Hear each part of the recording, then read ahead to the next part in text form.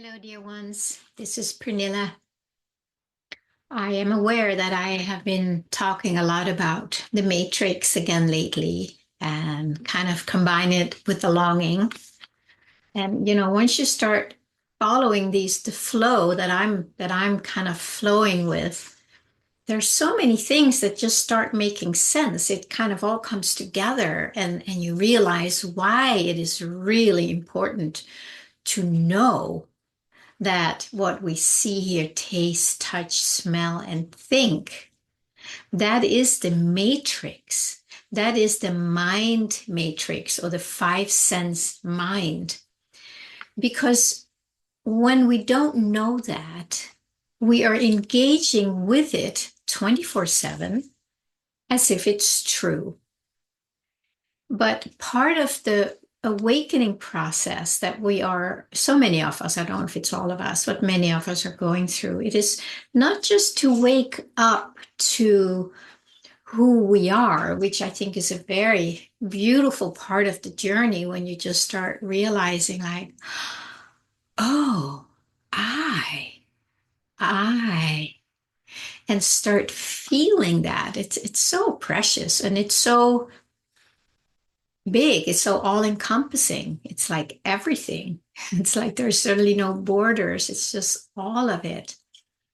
But then, when we come back from that experience or that insight or realization, then we're right back in the matrix in our mind because we need to go shopping, we need to wash our car, we need to pick up the kids, we need to pay the bills.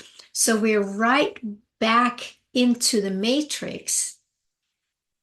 And then we're just getting totally lost in it again. I think this is common for most of us. So there is an aspect of the waking up that is equally important as, waking up to who you are. And that is to wake up to what's going on in the world. And what seems to be happening, something that I have been aware of for a long time. I remember actually one time posting an image. Can't remember what the image was, but it said it's not enough to wake up to who you are. You also need to wake up to what's going on in the world. This is probably 8 years ago or something, a long time ago, when I started seeing that because I started becoming aware of what is going on in this world of illusion. It's not just like it's just an illusion. There are many things in there that are very, very, very tricky that will keep us in there, that will pull us back in. And if we are not aware of those hooks, it's like we're being seducted. That's kind of what it feels like. They're very, very seductive. And then many times we think it's because we're weak or it's our past, it's the trauma. That's why we keep being pulled into it. And then we work on that, maybe. But this seduction is still there. Now, we may get stronger in being able to say no to it and not touching it, as you know, I talk about a lot.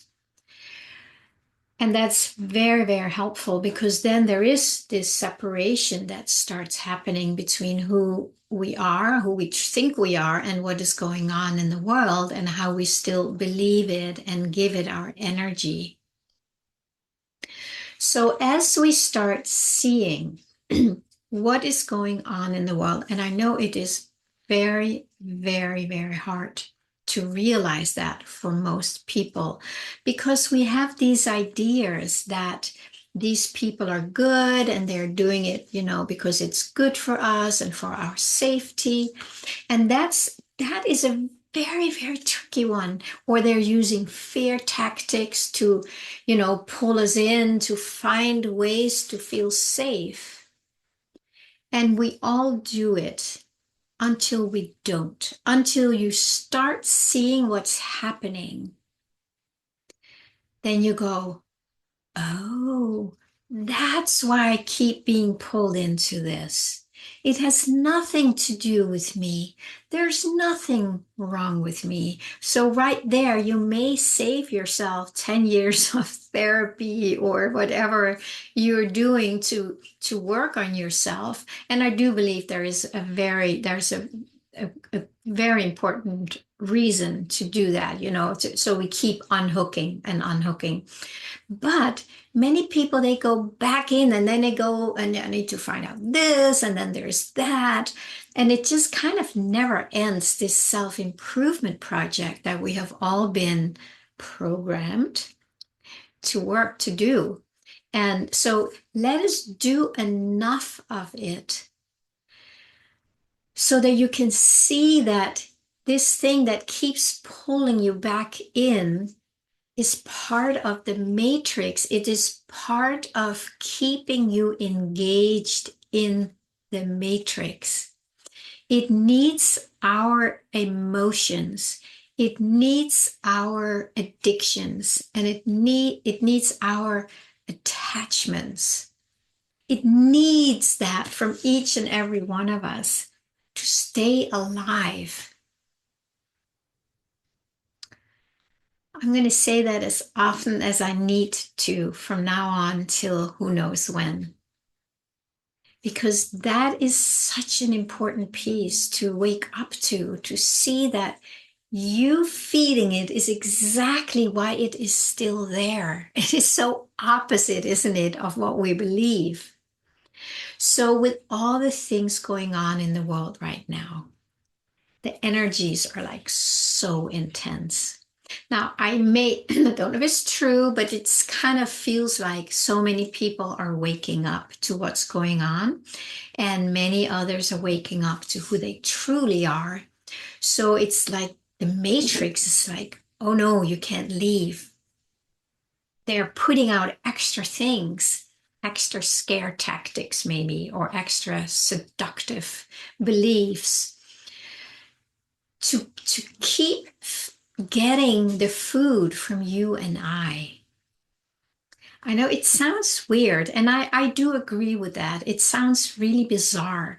But when you start seeing it and when you start unhooking from the matrix more and more and see it for what it is, you start seeing the tactics, you start seeing the fear tactics, the seductions, the beliefs, the polarization. I know I did one on that recently. It is so seductive, and we fall for it until we see it for what it is. That is so liberating when you realize how the matrix, what it's using, what tactics, what tricks, and you go, ah, now I see it. Now I can choose not to engage. And then you start practicing not touching it and not engaging it and not reacting to it. That is how you pull back your energy. And then you can just rest in and as who you are, which is outside of the matrix. This energy is so different than what we engage in the matrix.